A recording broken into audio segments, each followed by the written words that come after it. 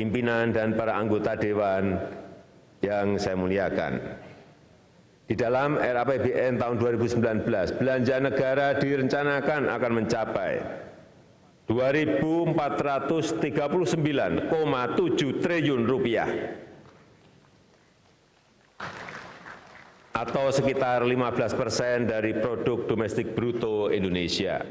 Jumlah tersebut 10% lebih tinggi dari perkiraan realisasi belanja negara di tahun 2018 atau meningkat 37,3% jika dibandingkan dengan belanja negara tahun 2014 sebesar Rp1.777,2 triliun. Kualitas belanja negara akan semakin ditingkatkan dan fokus untuk memacu perekonomian dan menciptakan kesejahteraan rakyat yang makin merata dan adil.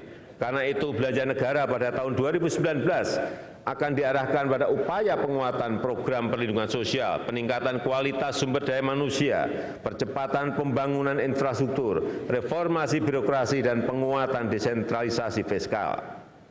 Pemerintah terus berkomitmen untuk memberikan jaminan perlindungan sosial, khususnya bagi 40% penduduk termiskin. Pada tahun 2018, pemerintah akan menyalurkan anggaran pada 92,4 juta jiwa penerima bantuan jaminan kesehatan nasional JKN dan 10 juta keluarga penerima manfaat program Keluarga Harapan PKH.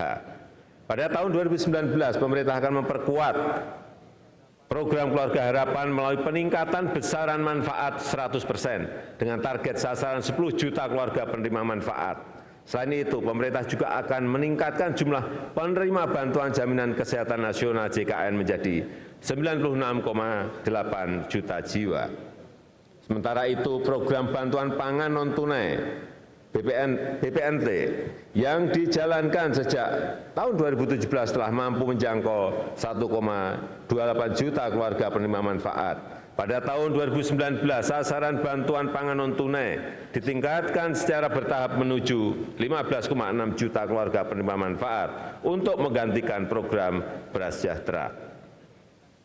Pemerintah juga memperkuat reforma agraria dan perhutanan sosial sebagai bentuk penataan aset produktif dan keberpihakan pada para petani dan rakyat kecil, serta melanjutkan program sertifikat untuk rakyat dengan target 9 juta sertifikat pada tahun 2019. Dengan demikian, dari tahun 2014-2019 diharapkan dapat diterbitkan 25 juta sertifikat. Berbagai program sosial tersebut merupakan wujud nyata kehadiran negara melindungi segenap bangsa dan seluruh tumpah darah Indonesia. Hadirin yang saya muliakan, aset paling penting dari bangsa Indonesia adalah manusianya. Karena itu, pemerintah tidak hanya memprioritaskan investasi fisik, tapi juga investasi sumber daya manusia dengan terobosan-terobosan kebijakan untuk meningkatkan kualitas manusia Indonesia yang mampu bersaing di dunia internasional. Untuk semakin memperbaiki kualitas sumber daya manusia sesuai dengan amanat konstitusi, pemerintah akan mengalokasikan anggaran pendidikan sebesar 20% dari belanja negara pada tahun 2019. Anggaran pendidikan direncanakan sebesar Rp487,9 triliun, meningkat 38,1% dibandingkan realisasi anggaran pendidikan tahun 2014 sekitar Rp353,4 triliun. Alhamdulillah atas rahmat Allah Subhanahu wa taala, pemerintah dapat melaksanakan program aksi kebijakan dalam mendukung pembangunan sumber daya manusia. Pemerintah telah memberikan bantuan pendidikan beasiswa dari jenjang prasekolah hingga SD, SMP, dan SMA, pendidikan madrasah ibtidaiyah, tsanawiyah, dan aliyah, bahkan sampai dengan jenjang pendidikan tertinggi S3 bagi seluruh anak bangsa yang berpotensi, terutama bagi yang kurang mampu. Anggaran bantuan operasional sekolah BOS telah mampu menaikkan angka partisipasi murni SD, SMP, dan SMA dan madrasah. Dan pada tahun 2019 pemerintah akan memberikan beasiswa kepada 20,1 juta siswa melalui program Indonesia Pintar dan 471.000 mahasiswa melalui beasiswa bidik misi. Selain itu, dalam periode 2014-2019, pemerintah juga melakukan investasi melalui LPDP dengan memberikan beasiswa kepada sekitar 27.000 mahasiswa dari seluruh pelosok tanah air untuk melanjutkan S2 dan S3 di perguruan tinggi terbaik di dalam negeri maupun di luar negeri, serta membiayai 123 kontrak riset terpilih.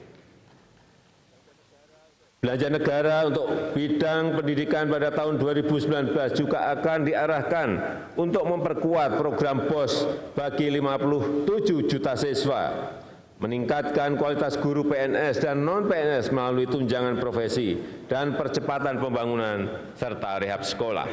Selain itu juga ditujukan untuk membangun 1.407 ruang praktek SMK dan bantuan pelatihan sertifikasi 3.000 mahasiswa, memperkuat program vokasi yang lebih masif dan terintegrasi lintas kementerian, serta pembangunan sarana kelas dan laboratorium di 1.000 pondok pesantren.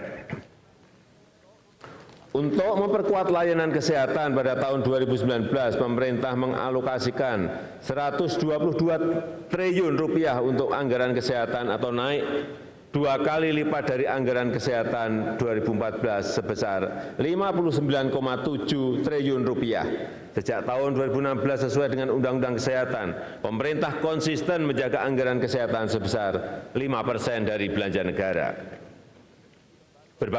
Berbagai program kesehatan yang dilakukan pemerintah selama ini telah memberikan hasil nyata dengan meningkatnya pemerataan dan mutu pelayanan kesehatan, ketersediaan dan penyebaran obat, sumber daya kesehatan di daerah, serta meningkatnya angka harapan hidup dan akses rumah tangga terhadap sanitasi yang bersih.